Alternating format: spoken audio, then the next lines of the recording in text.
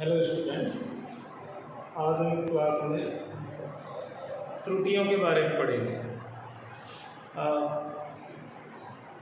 Physics में भौतिक राशियाँ होती हैं, भौतिक राशियों का मेजरमेंट भी होगा।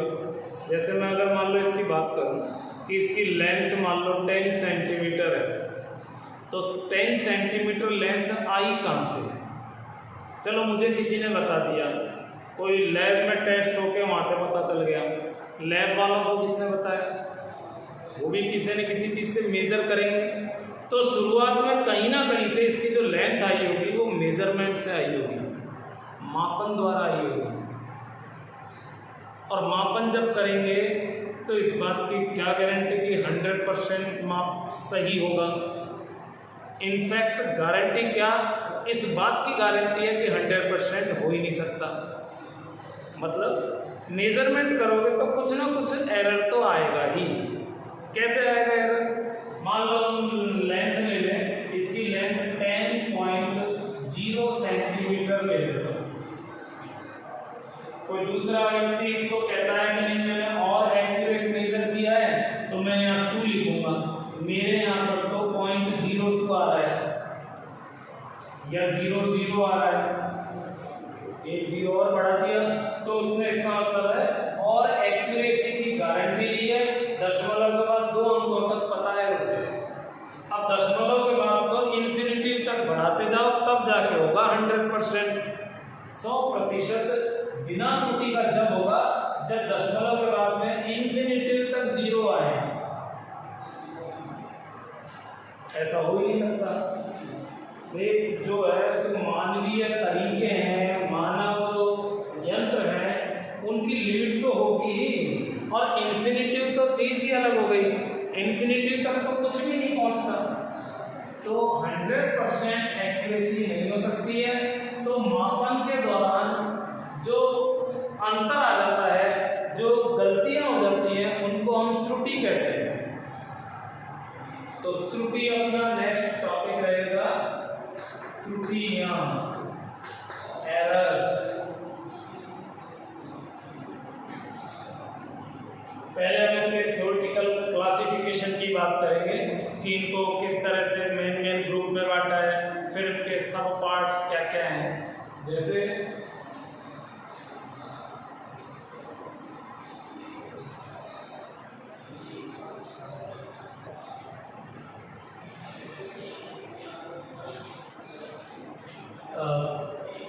बेसिकली इसको 3 पार्ट में बांटा है।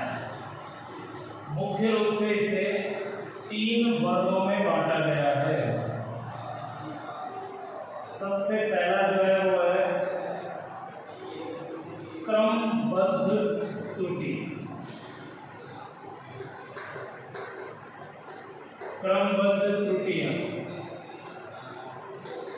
Systematic error.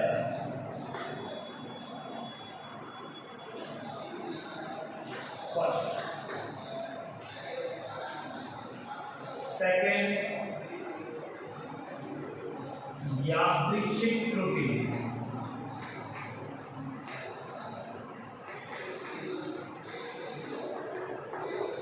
यादृच्छिक त्रुटियां, रैंडम एरर्स।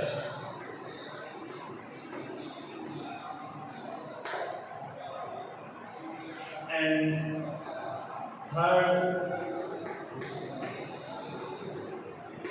स्थूल त्रुटि।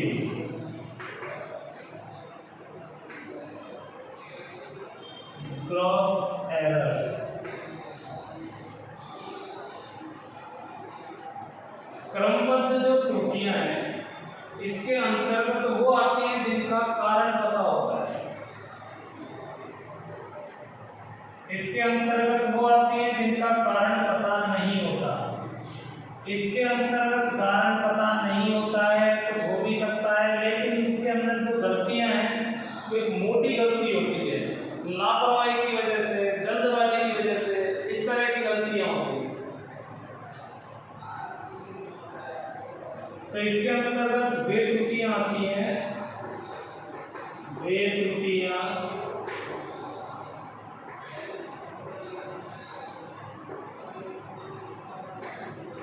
जिनका कारण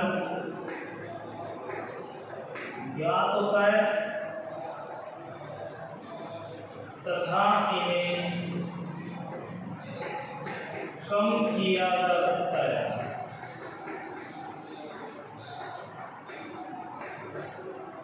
इनका कारण पता होता है और इनको कम कर सकते हैं। इसके अंतर्गत आती है भेद त्रुटियां, ये इनकी परिभाषा हो गई।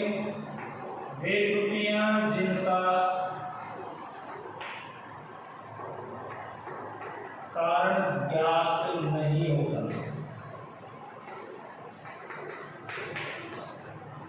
तो इसके अंतर्गत वो आती है जिनका कारण पता नहीं होता।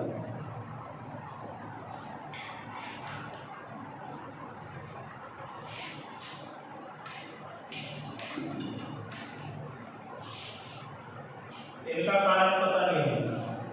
इसके अंतर्गत वे त्रुटियां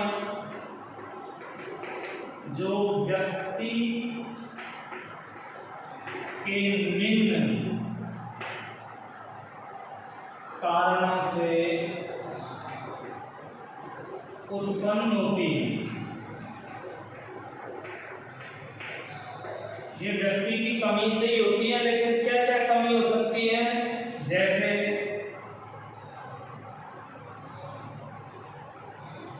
जल्दीबाजी,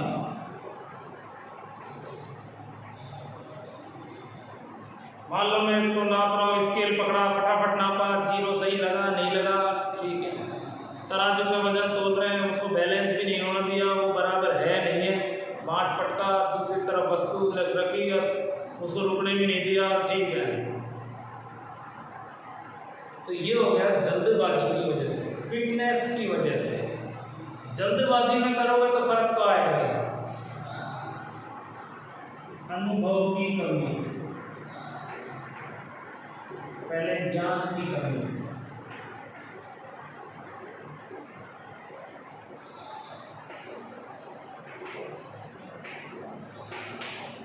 due to lack of knowledge. चलो इस स्केल को तो सब काम में लेना जानते हैं। मान लो मैं आपको दे दूँ, इसकी मोटाई नापनी है आपको और एक वर्नियर कैलिपर दे दूँगा। हो सकता है आपने किसी ने फर्स्ट टाइम ही नाम सुना हो, किसी ने नाम सुन रखा हो तो किसी ने देखा नहीं होगा, किसी ने देखा होगा तो हाथ में नहीं लिया होगा, हाथ में लिया होगा तो यूज करना नहीं सीखा होगा। आपको पता ही नहीं है, मैं आपको दे दूँ और आपको बताया ही नहीं है, तो आप कैसे यूज करोगे? तो नॉलेज ही नहीं है किसी उपकरण की, तो कैसे यूज करोगे? गलती करोगे। अगर मान लो कोई ऐसा है, वोल्टमीटर है, एमीटर है, आपको प्रॉपरली पता ही नहीं है कहाँ से रीडिंग नापनी है, मल्टीमीटर दे दे तो आपको पकड़ा दे तो आप कुछ भी लिखोगे, गलती करोगे। तो अगर आपको उपकरण की नॉलेज नहीं है या भौतिक राशि की नॉलेज नहीं है, जैसे मैं आपको कहूँ कि इसकी लंबाई नापनी है, आप तराजू लेके बैठ जाओ, अब इतनी छोटी गलती नहीं करोगे, लेकिन भौतिक राशियाँ तो बहुत सारी हैं। मैं आपसे कहूँ एक सर्किट में करंट नापो, आप लगा रहे हो वोल्टमीटर, आपको उपकरण की नॉलेज नहीं है, भौतिक राशि की नॉलेज नहीं है, उपकरण के उपयोग करने से संबंधित दिशा निर्देश नहीं पता, उसकी नॉलेज नहीं है हाउ टू यूज। तो ज्ञान की कमी के कारण जो गलती होगी, जो कमी होगी, वो इसी में आएगी। तो जब ज्ञान नहीं है तो मेजरमेंट मत करो, आएगी गलती। अनुभव की कमी,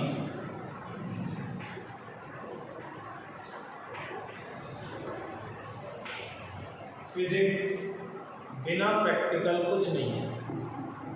प्रैक्टिकल होगा तो आपकी प्रैक्टिस होगी उपकरण पर। अब मान लो मैंने आपको एक बार बैठा के बता दिया कि वर्नियर कैलिपर को ऐसे ऐसे काम में लेना है, आप सीख गए, ठीक है, आपको याद हो गया मेथड, आप सीख गए। लेकिन मान लो आप प्रैक्टिस नहीं है आपकी, आप फर्स्ट टाइम यूज कर रहे हो, आपको आता है, आपने प्रोसीजर फॉलो सही किया है, लेकिन उस चीज़ का बहुत फर्क पड़ता है। आप उसको मल्टीपल बार यूज कर रहे हो, बार बार यूज कर रहे हो, मैनी टाइम्स यूज कर रहे हो। आप उसको जितनी बार यूज करोगे आपको अंदाजा हो जाएगा कि एक्यूरेसी से रिलेटेड क्या क्या फैक्टर्स हैं। प्रैक्टिस बहुत जरूरी है किसी भी चीज़ की। फर्स्ट टाइम यूज करोगे चाहे नॉलेज हो फिर भी एरर आएगा। तो अनुभव, एक्सपीरियंस, इसकी कमी भी नहीं होनी चाहिए। ये तो हो गया नापने में जल्दबाजी करने में। एक हो सकता है पाठ्यांक नोट करते समय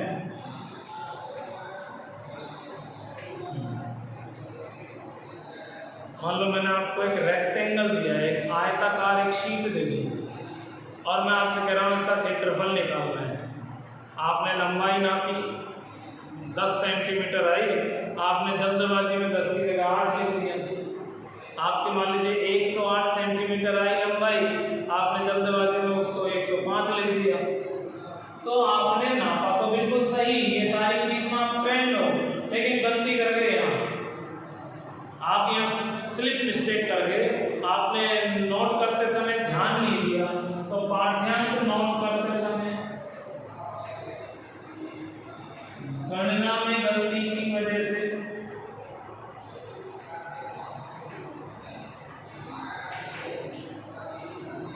ध्यान की कमी भी कह सकते हो, ध्यान की कमी से आप पाठ्यांक नोट कर रहे हो, लंबाई चौड़ाई आयत की सही रख ली, गुना गलत कर रहे, आता होगा गुना, लेकिन ध्यान की कमी रखी आपने, उस पर कॉन्सेंट्रेट नहीं रहे। तो कॉन्सेंट्रेट नहीं रहे तो या तो इसमें गड़बड़ करोगे या कैलकुलेशन में गड़बड़ करोगे और एरिया गलत निकाल दोगे, फॉर्मूला गलत रख दोगे। तो ये जितनी भी वैसी गलतियां हैं जिनकी माफी नहीं है, इन गलतियों में आपकी गलती नहीं, एक तरह से आपका अपराध सामने आएगा। अब आप अगर फिजिक्स में काय का अपराध, मेरा मीन्स ये है कि अब आप जल्दबाजी क्यों कर रहे हो, जब जल्दबाजी का मैटर ही नहीं है, आपको नॉलेज नहीं है तो आप यूज ही मत करो, पहले उसके बारे में जानो, सीखो, उस पर थोड़ी प्रैक्टिस करो, तब जाके उसकी अनुभव हो जाए अच्छी तरह उस पर। जब आप उसको कहीं अच्छी जगह उसको शो करो, आप एग्जाम देने जा रहे हो, एग्जाम से पहले आपको उसको प्रैक्टिस करनी पड़ेगी। और गलती कर रहे हो, मोटी गलती कर रहे हो, मान लीजिए चौक की लंबाई है 10 सेंटीमीटर, आपने इसकी लंबाई नाप के 8 सेंटीमीटर लिखी है, कारण आपको भी नहीं पता, मुझे भी नहीं पता, 2 सेंटीमीटर की त्रुटि डाली, ये माफी योग्य नहीं है, ये परमिसिबल नहीं है, ये गलती लायक नहीं है, ये बहुत मोटी गलती हो गई, ये तो 20% की गलती हो गई। कोई उपकरण की मजबूरी है, उपकरण वो तो देगा ही देगा, उपकरण तो कर सकता है गलती, तो बात अलग है, लेकिन व्यक्ति इतनी बड़ी गलती कर रहा है, अगर उपकरण सही है, सब कुछ सही है, तो ये ज्यादा है गलती। गलती इतनी नहीं होनी चाहिए, त्रुटि इतनी नहीं होनी चाहिए। त्रुटि एक्चुअल में दशमलव के बाद एक फर्क पता चलना चाहिए, जिस भी मात्रा में नाप रहे हो। मान लो आप सेंटीमीटर में नाप रहे हो तो यहाँ फर्क आ सकता है, अगर आप मान लो मीटर में नाप रहे हो तो फर्क आ सकता है, दशमलव के बाद ही आना चाहिए परमिशन। तो इसके अंतर्गत मोटी गलतियां आ गई, व्यक्ति द्वारा मोटी गलती की है, और पता नहीं क्या कारण है क्या नहीं है, इनमें से कौन सा कारण है, हो सकता है सारे कारण रहे हो, छोड़ो उसको। अब इसके आगे कोई प्रकार नहीं है, इनका कारण ही नहीं पता तो हम क्या कहेंगे किस वजह से उत्पन्न हुई है, और जिसका कारण नहीं पता उसको कम करना बड़ा मुश्किल है। कम कर सकते हो, एक तरीका है, आपको मान लीजिए ये चौक है, मेरे पास में एक 10 स्टूडेंट्स की टीम है, मैं लैब में 10 स्टूडेंट ले जाऊँ, सबको कह दूँ इसकी लंबाई मेजर करो, सब लोग अपने अपने स्तर पर अलग अलग मेजर करो, सबके पास में अलग अलग व्यवस्थाएं होनी चाहिए, अलग अलग रीडिंग लिख के लाओगे। तो मान लो कोई इसकी लंबाई लिख के ला रहा है 10.1 सेंटीमीटर, कोई स्टूडेंट ला रहा है ये, कोई ला रहा है 9.9, कोई 10.0 दिलाएगा, कोई 10.1 फिर ले आया, कोई 10.2 फिर ले आया, कोई 10.2 एक और ले आया, रिपीटेशन भी हो सकता है। अब सांख्यिकी स्टैटिस्टिक्स ये कहती है कि जब बड़े पैमाने पर कोई काम होता है, डाटा कलेक्शन होता है, मान लो इस तरह से हम मेजरमेंट कर रहे हैं, तो ये पॉसिबिलिटी है कि कुछ लोग उसको एक्स्ट्रा नापेंगे, कुछ लोग उसको कम नापेंगे। मतलब यहाँ पर जो त्रुटियों में ये संभावना है कि कुछ लोग इसमें ज्यादा भी मेजर करेंगे, कुछ कम भी करेंगे, यानी कि दोनों प्रकार की त्रुटि हो रही है, इसमें ज्यादा भी नंबर है और कम भी नंबर है। इसलिए इसमें जैसे मान लो किसी चीज की एक्चुअल लंबाई ये है, अब किसी ने ये नापा है, किसी ने ये नापा है, तो इन दोनों का एवरेज ही आ गया, तो इन दोनों की त्रुटियां निकल गई। ऐसे मान लो ये नापा, किसी ने 9.8 नापा, तो इनका एवरेज भी 10 हो जाएगा, इसकी गलती भी निकल गई, कुछ की तो रह जाएगी। लेकिन क्या होता है, अगर मैं इनका एवरेज ले दूं तो त्रुटि कम आएगी। तो सबका औसत निकाल दें, औसत निकालने पर 10 के काफी नजदीक आ जाएगा। 10.0 तो नहीं होगा, लेकिन नजदीक हो जाएगा, हो भी सकता है 0, वो तो आंकड़ों पर डिपेंड करेगा। तो इसके अंतर्गत जो त्रुटियां हैं उनको कम करने का एक ही तरीका है कि काफी सारे प्रेक्षण होने चाहिए, या तो अलग अलग लोग उस प्रेक्षण को लें और उनका औसत निकालें। अगर अलग अलग लोग नहीं है, एक ही व्यक्ति है, तो वो उस प्रेक्षण को बार बार रिपीट करें, बार बार प्रेक्षण लेकर औसत निकाल दें। तो इस तरह से लिया गया औसत वास्तविक मान लिया जाता है, उसमें त्रुटि काफी कम हो जाती है। तो इसमें मैं एक चीज लिख देता हूं, त्रुटि कम करने के लिए यादृच्छिक त्रुटि ऐसे ही कम होगी। त्रुटि कम करने के लिए अनेक प्रेक्षण लेकर, whatever the method of observation, मतलब प्रेक्षण चाहे एक ही कैंडिडेट ले, काफी सारे अलग अलग लोग ले, बस हमें अनेक प्रेक्षण चाहिए। अनेक प्रेक्षण लेकर इनका औसत ज्ञात कर लेते हैं। तो त्रुटि कम करने के लिए अनेक प्रेक्षण लेकर उनका औसत ज्ञात कर लेते हैं, तो उससे त्रुटि कम हो जाती है। अब आप लोग इनमें भी ले लो औसत, इनमें काय का औसत लें, इसमें तो गलती अजीब टाइप की है, इनमें तो इतनी मोटी गलतियां हैं कि औसत लेने से भी काम नहीं चलेगा। इसका हम ना तो कोई फॉर्मूले में यूज करेंगे, ना आगे कोई बात करेंगे, बस ये तो क्लासिफिकेशन तक ही सीमित है टॉपिक। यादृच्छिक त्रुटियां हैं, जब आपको कोई कारण नहीं दिया है और ये नहीं बोला है तो भी यादृच्छिक।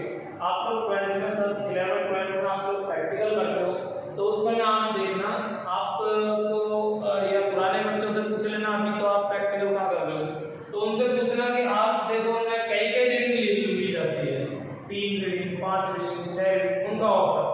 क्योंकि बच्चा रीडिंग लेता है तो एग्जामिनर को नहीं पता होता वो कौन सी त्रुटि कर रहा है, कौन सी गलती कर रहा है, तो वो यादृच्छिक कैटेगरी में आती है, तो उनका एवरेज ले दिया जाता है ताकि त्रुटि कम हो जाए। अब हम इसकी बात करते हैं, ये पर्टिकुलर एग्जैक्टली पता है किसकी वजह से, जब कारण पता है तो उसको सुधार करो, तो कम कर भी सकते हैं, कम की गुंजाइश है। अब इनको कैटेगराइज किया गया है 5 पार्ट। फर्स्ट, यांत्रिक त्रुटि, इंस्ट्रूमेंटल,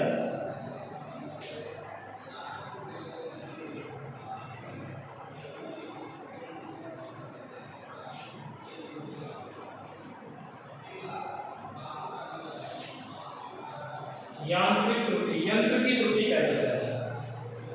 इसके अंतर्गत वे त्रुटियां आती हैं जो उपकरण की वजह से आ रही है। उपकरण की वजह से, जैसे मैं जैसे कहूँ कि स्केल में जो खाने बने हैं वो ही सही नहीं है, मुझे पता है, मैंने आपको दे दिया नापने के लिए, लेकिन मैं चाहता हूँ कि नहीं ये करेक्ट आना चाहिए, तो मैं स्केल कहूँगा ब्रांडेड यूज करो, बदलो इसको। या मान लो मैं वोल्ट मीटर यूज कर रहा हूँ, तराजू यूज कर रहे हैं, तराजू में धड़ा नहीं है, ऐसे है, एक पलड़ा नीचे एक ऊपर है, मुझे त्रुटि पता चल गई आपकी, आपने मेजरमेंट किया, फिर मैंने उसको मेजरमेंट के बाद में उपकरण को चेक किया कि वो तो ये था, तो त्रुटि आई, तो मैं आपसे कहूँगा भाई इसमें त्रुटि का कारण है ये, इसके जो पलड़े हैं वो बराबर नहीं है, तो पहले पलड़ों को बराबर करो, कोई भी मेथड अपनाओ, इसमें एक्स्ट्रा वजन रख दो, एक्स्ट्रा चीज बांध दो, कुछ भी करो, पहले उनका लेवल बराबर करो। तो उपकरण की कमी की वजह से त्रुटि है,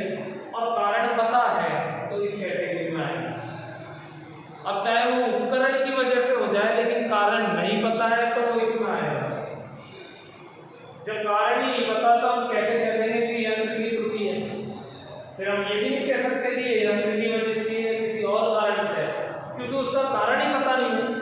तो जब कारण नहीं पता है तो इस कैटेगरी में ना कारण पता है तो फिर ये भी पता होगा कि इनमें से कौन सा कारण है। तो यंत्र की त्रुटि है तो उसको करेक्ट करो, यंत्र में करेक्शन करो, उसमें या तो सुधार करो या उसको बदल दो, उसकी जगह से बढ़िया यंत्र काम करो।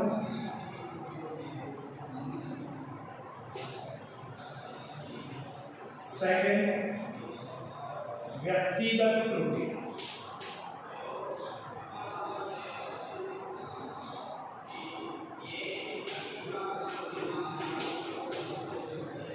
Personal error.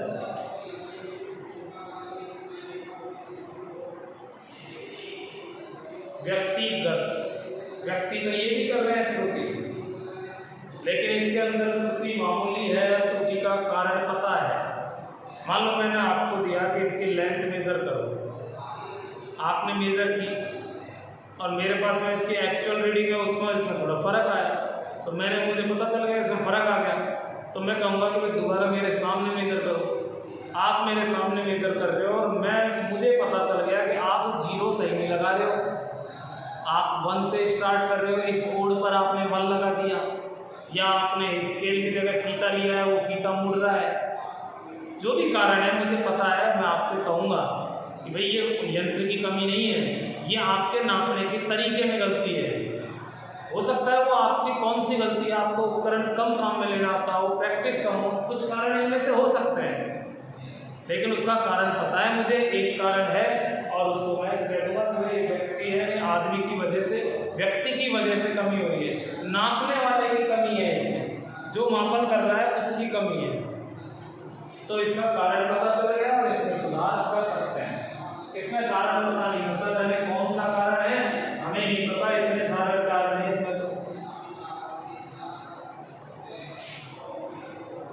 थर्ड है बाह्य कारकों की कमी। बाह्य कारकों के कारण त्रुटि, error due to external factors.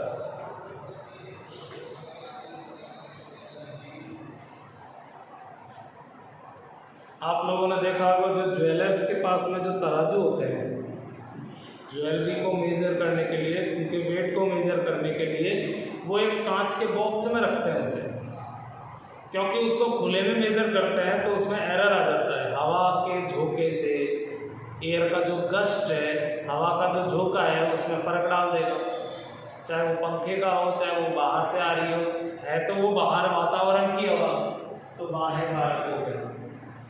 कोई एक्सपेरिमेंट है, उसमें मान लो बरसातों के दिनों में नमी से प्रभावित हो रहा है, कोई उपकरण है वो नमी में गलत रीडिंग दे रहा है, तो आप पहले ड्राई रूम की व्यवस्था करो, नमी की वजह से त्रुटि आ गई। छाया और धूप में प्रयोग में फर्क आ रहा है, कोई टेम्परेचर से रिलेटेड एक्सपेरिमेंट है, धूप में अलग मेजरमेंट आ रहे हैं, छाया में अलग, तो धूप यहाँ बाह्य कारक हो गया।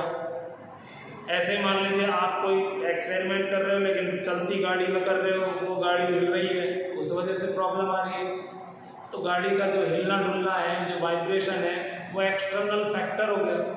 तो विभिन्न बाह्य कारक जैसे ताप, दाब, वायु, आर्द्रता, बाहरी मोशन, व्हाटएवर द, उनकी वजह से जो त्रुटि उत्पन्न होती है वो इसके अंतर्गत आती है। इसका कारण पता हो जाता है तो हम कम कर देते हैं। जैसे सुनार ज्वेलरी जो मेजर करता है, उसमें जो फर्क आता है मेजरमेंट में, उसका कारण पता चल गया तो उन्होंने व्यवस्था कर ली, बॉक्स लगा लिया हवा की वजह से।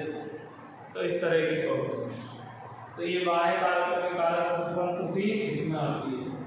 इसके बाद में है नियत त्रुटि, फिक्स्ड एरर,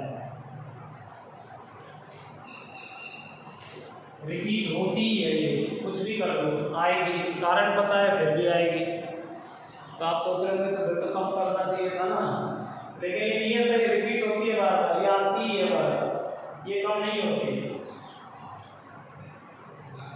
कुछ चीजें हैं, जैसे मान लो मुझे इसका टेम्परेचर मेजर करना है, मैं इसमें थर्मामीटर लगाऊंगा तो थर्मामीटर ऊष्मा का लेन देन करेगा, तो वो एक्चुअल टेम्परेचर क्यों नापेगा इसका। हालांकि अब इतना सा फर्क नहीं पड़ता है, लेकिन मान लो कोई का तापमान -200 डिग्री सेंटीग्रेड है कोई वस्तु का, अब आप थर्मामीटर लगाओ बाहर से लाओगे तो थर्मामीटर तो तुरंत उसको हीट देगा। कहने का मतलब ये है कि कुछ जगह है जो आप कर ही नहीं सकते, वो त्रुटि आती है। हाँ, बस ये है कि आपको कारण पता है तो आप रीडिंग में से घटा लो। जैसे मुझे पता है कि मैं एक उपकरण से इसकी लंबाई नापूंगा तो 1 मिलीमीटर ज़्यादा आती है, तो कोई बात नहीं, लंबाई आ रही है तो एक घटा लेंगे, उसमें से कम कर लेंगे, ये एक तरीका है। तो रिपीटेशन होता है, इसके अंतर्गत वे त्रुटियां आती हैं जो कि बार बार पुनरावृत्ति होती है, बार बार रिपीट होती है। कारण पता होता है इसमें, और कारण पता है तो कम करने के लिए एक तरीका ये है कि उसको उसमें से घटा लो। एक होता है अनपरफेक्ट कंडीशन की वजह से,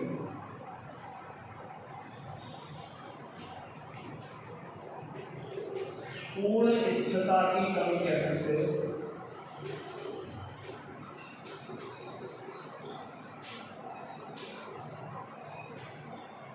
ड्यू टू अनपरफेक्ट सिचुएशन है, अनपरफेक्ट कंडीशन है, उसकी वजह से त्रुटि उत्पन्न होती है ये। फॉर एग्जांपल मान लो मुझे छत की हाइट मेज़र करनी है, छत और फर्श की, मेरे पास में टेबल की व्यवस्था नहीं है, मैं फीते को यहीं से कड़क सा फीता लेके उसको छत के अड़ा रहा हूँ, वो मुड़ रहा है, प्रॉपर टच नहीं हो रहा, वो कारण पता है मुझे, लेकिन चलो अब हमारा काम चल रहा है, थोड़ी बहुत त्रुटि से इसे ले लेते हैं, लेकिन नहीं चल रहा है, थोड़ी एक्यूरेसी बढ़ानी है तो फिर व्यवस्था करो, कम कर सकते हैं, टेबल लो, 2 कैंडिडेट बनो, एक ऊपर से पकड़ेगा, एक नीचे से, फीते को खींच के बिल्कुल सीधा, तो इसको कमी हो जाएगी।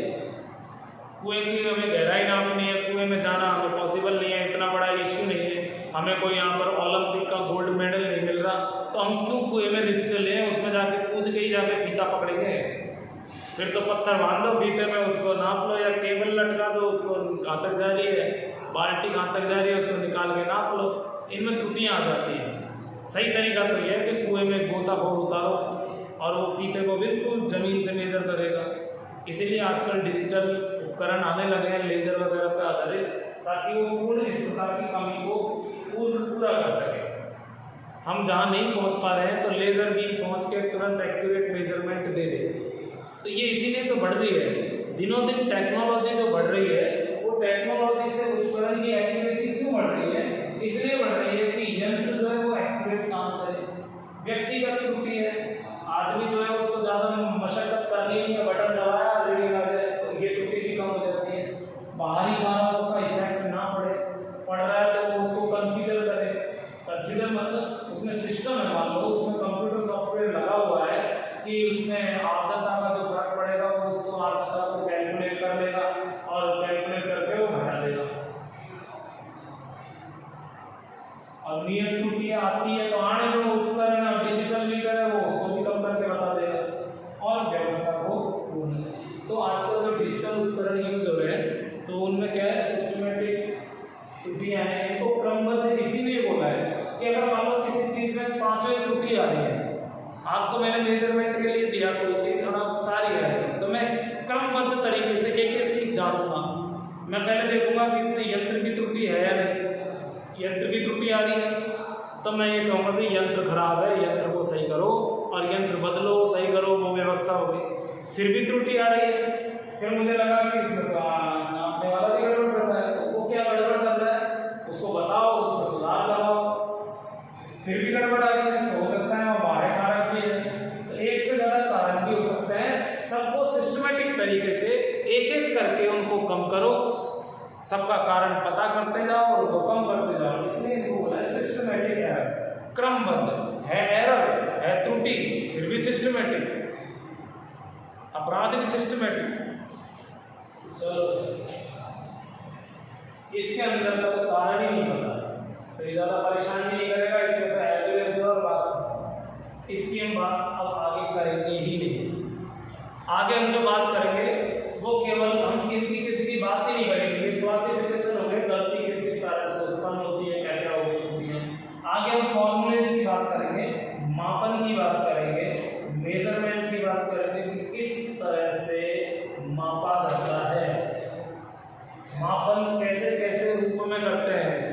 त्रुटि को डायरेक्ट नापते हैं या अनुपात निकालते हैं, फिर प्रतिशत में भी निकालते हैं। तो अगला टॉपिक जो हमारा है वो है त्रुटियों के मापन के प्रकार। किस किस फॉर्मेट में त्रुटियों को लिया जाता है, किस फॉर्मेट का क्या फ़ायदा है, किस फॉर्मेट की क्या नेसेसिटी है, ये चीज़ें। तो आज के वीडियो में मैं इतना ही रखता हूँ, ज़्यादा लंबा वीडियो नहीं करेंगे क्योंकि आज में फर्स्ट क्लास है, इसमें एरर में आज मैंने कंप्लीट क्लासिफिकेशन बता दिया, कंप्लीट का एनसाइक्लोपीडिया हो गया, तीनों वर्ग, तीनों की डेफिनेशन हो गई। बची इनकी डेफिनेशन तो जैसा नाम वैसा काम, मैंने थ्योरी जैसी बोली है, आप डायरेक्ट लिख सकते हो। यंत्र द्वारा, यंत्र की कमी के कारण उत्पन्न त्रुटि, इसमें आएगा व्यक्ति द्वारा उत्पन्न त्रुटि का कारण पता है, इसमें आ जाएगा बाह्य कारण जैसे ताप दाब आदि के कारण उत्पन्न त्रुटियां। तो इस तरह से त्रुटियां की परिभाषा जो मैंने इसमें बोला है उसी आधार पर आप लिख सकते हो। तो आज की वीडियो में इतना ही, बाय।